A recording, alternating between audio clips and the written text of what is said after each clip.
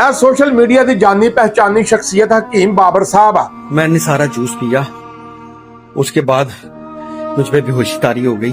कुछ लोग इन्होंने समझा रहे सी कि बाबा जी आ बच्ची नूं लैके ना अपनी बेगम नूं लैके एवें ना मुंह चुक के चले जाया करो। ਉਹੀ ਕੰਮ ਹੋ ਗਿਆ सरकार। ਇਹ शादी तो बाद अपने गाँव ਦੇ ਵਿੱਚ ਜਿਹੜਾ ਨਾ ਸੰਬੜਿਆਲ ਦੇ ਵਿੱਚ ਗਿਆ ਵਾ ਤੇ ਉੱਥੇ ਕਿਸੇ ਨੇ ਇਹਦੀ ਦਾਵਤ ਕੀਤੀ ਆ ਕਿ ਹਕੀਮ ਸਾਹਿਬ ਜਨਾਬ ਆਇਓ। ਉੱਥੇ ਘਰ ਦੇ ਵਿੱਚ ਨਾ ਬੀਬੀਆਂ ਬੱਚੀਆਂ ਬੈਠੀਆਂ, ਉਹਨਾਂ ਨੇ ਤਸਵੀਰਾਂ ਵਗੈਰਾ ਲੈਣੀਆਂ ਵਾ। ਇਹਨਾਂ ਨੇ ਵੀ ਮੂੰਹ ਚੁੱਕਿਆ ਜਨਾਬ ਬੇਗਮ ਦਾ ਜਿਹੜਾ ਵਾ ਬਾਹ ਦੇ ਵਿੱਚ ਬਾਹ ਪਾਈ ਤੇ ਨਾਲ ਚਲੇ ਗਏ ਤੇ ਉਹਨਾਂ ਨੇ ਸਰਕਾਰ ਬਕੌਲ ਇਹਨਾਂ ਨੂੰ ਜ਼ਹਿਰ ਦੇ ਦਿੱਤਾ ਗਿਆ। ਬਾਕੀ ਅੱਲਾਹ ਪਾਕ ਨੇ ਬਚਾ ਲਿਆ। ਬੇਗਮ ਇਹਦੀ ਆਦੀ ਵੀ ਮੈਂ ਤੇ ਇੱਕ ਘੁੱਟ ਪੀਤਾ ਤੇ ਉੱਥੇ ਰੱਖ ਦਿੱਤਾ ਤੇ ਇਹ ਜਨਾਬ ਪੀ ਨਹੀਂ। ਉਹਨਾਂ ਨੇ ਕਿਹਾ ਨਹੀਂ ਹਕੀਮ ਸਾਹਿਬ ਗਲਾਸ ਪੂਰਾ ਖਤਮ ਕਰਕੇ ਜਾਣਾ ਵਾ ਤੇ ਜਨਾਬ ਇਹਨਾਂ ਨੇ ਪੀ ਲਿਆ ਤੇ ਦੁਆ ਹੁਣ ਇਹ ਕਰੋ ਵੀ ਅੱਲਾਹ ਪਾਕ ਇਹਨਾਂ ਨੂੰ ਸਿਹਤ ਤੰਦਰੁਸਤੀ ਦੇਵੇ।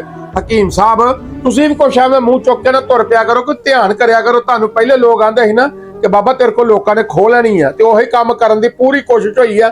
ਜੇ ਬਚਣਾ ਹੀ ਬਚਾਉਣਾ ਤੇ ਗਾਂ ਦੇ ਉੱਤੋਂ ਏਦਾਂ ਦਾ ਕੰਮ ਨਾ ਕਰੀ।